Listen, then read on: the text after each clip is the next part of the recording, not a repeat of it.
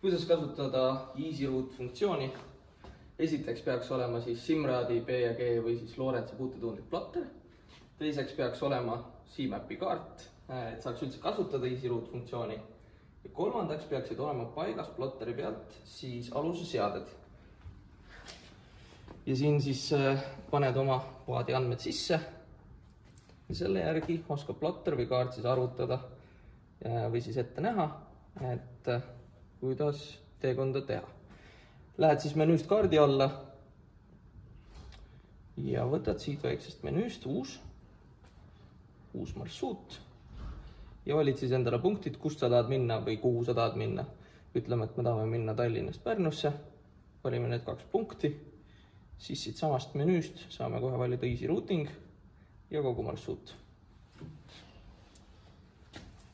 Nii, kui plotter on oma arvutused ära teinud, siis ta annab sulle ka kindlasti mingid hoiatused, et kui tee peal peaks olema mingid ohtlikud punktid. Aga ütleme, et praegu see meile näiteks sobib.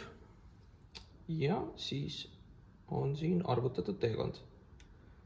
Muidugi on võimalus ka minna lähemale, valida siit punkt ja siis teda kuhugi liigutada. Nii, paneme hoia. Saame vaadata enda teekonna üle. Paneme salvesta, paneme siia nime ja siis järgmiseks korraks on arvutatud teekond mälus juba olemas.